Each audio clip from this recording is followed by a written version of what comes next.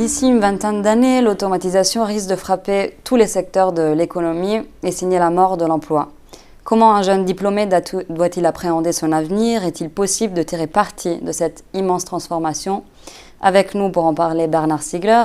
Vous êtes philosophe, docteur de l'École des hautes études en sciences sociales, président de l'association Ars Industrialis, directeur de l'Institut de recherche et d'innovation du Centre Georges Pompidou. Vous venez de publier La société automatique, un ouvrage sur l'automatisation et la fin de l'emploi. Que signifie ce titre, La société automatique? Ça aurait pu s'appeler aussi la société réticulaire. C'est une société dans laquelle les individus d'abord, les objets aussi, les machines bien sûr, les véhicules sont tous connectés. Et ils sont connectés à travers la technologie numérique qui rend compatible toutes sortes d'entités vivantes, machiniques, et qui permet, à travers cette compatibilisation que rend possible le numérique, d'articuler ensemble des automatismes divers. Une cellule biologique, c'est une série d'automatismes, en fait, conditionnés par ce qu'on appelle le génome. Un comportement psychique, c'est aussi fondé sur des automatismes. Que ce soit la psychologie animale fondée sur des instincts, ou la psychologie humaine fondée sur des pulsions, qui sont des automatismes. L'éducation, c'est l'acquisition d'automatismes. Apprendre à conduire, apprendre à lire, apprendre à dire bonjour et au revoir.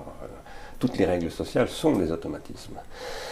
Et depuis à peu près 3 siècles, la société industrielle a commencé à développer des automatismes machiniques qui ont progressivement totalement transformé la société et qui aujourd'hui connaissent une nouvelle vague d'automatisation. Il y a eu une première vague au cours du 19e siècle, puis une deuxième vague au début du 20e siècle avec la taylorisation, et maintenant une troisième vague que j'appelle l'automatisation totale et intégrale.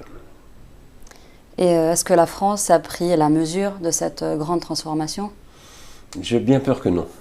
En tout cas, si on en croit, par exemple, le rapport de M. Pisani-Ferry, remis l'an passé au président de la République, pas du tout.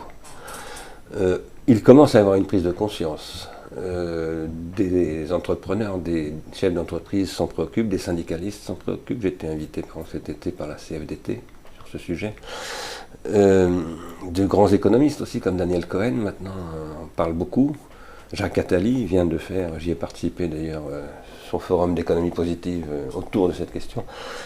Et donc oui, la France commence à se réveiller. Mais je pense qu'elle a participé pendant très longtemps d'une énorme dénégation, d'une omerta sur le sujet. Il ne fallait pas en parler, c'était un sujet tabou. Maintenant l'évidence est là, donc le sujet est en train de s'imposer.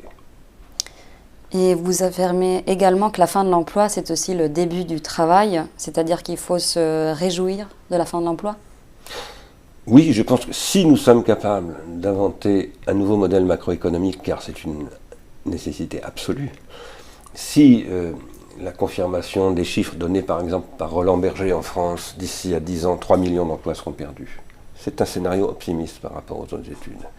Si les analyses de Oxford se confirment que d'ici à 20 ans, dans toute l'Europe, 50% des emplois auront été perdus, un problème va se poser, c'est de savoir avec quoi les gens vont consommer. Si les gens ne consomment pas, les robots pourront produire beaucoup de choses, elles ne se rendront pas. Donc il y a un problème de redistribution. C'est un problème tout à fait similaire à ce qui s'est posé en 1933, lorsque les effets du taylorisme ayant totalement déroulé leurs conséquences concrètes, en fait, il a fallu inventer une autre société qui s'appelait le fordo-keynésianisme. La décision qui a été prise du New Deal, c'est la concrétisation de cela. C'était à l'époque la création d'un salaire social, d'un statut du salarié très avantageux pour le salarié, mais qui était aussi avantageux pour l'économie parce que ça créait ce qu'on appelle the American Way of Life, c'est-à-dire le consumer capitalism, ce modèle qui a été très puissant au XXe siècle. Il est aujourd'hui effondré. Pourquoi? Parce que tout ce qui était emploi, c'était en fait automatisable. Un emploi, c'est ce qui peut être réalisé par un robot, à la différence d'un travail.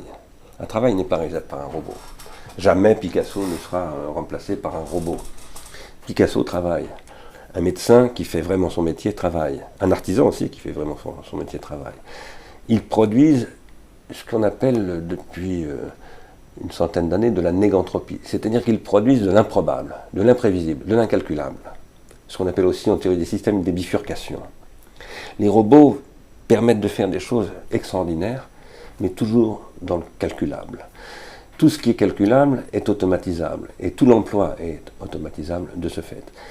En revanche, demain, il va falloir produire du travail, parce que nous sommes dans une société par ailleurs très anthropique. C'est-à-dire, anthropique, qu'est-ce que ça veut dire? Ça signifie que nous sommes dans une société qui est en train d'accumuler des très gros problèmes chaotiques. Par exemple, la négociation qui aura lieu bientôt à Paris, dans le cadre de l'ONU, autour du changement climatique, c'est un processus chaotique. En fait, ça s'apparente à des questions d'entropie. Et nous pensons à Ars Industrialis que demain, il faudra valoriser la négantropie. La négantropie, c'est ce que produit le travail.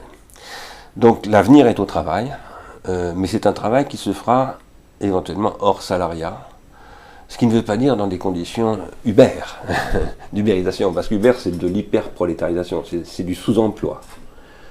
Ce dont nous parlons n'est pas du tout cela. Ce dont nous parlons, ça relève de ce que nous appelons un revenu contributif.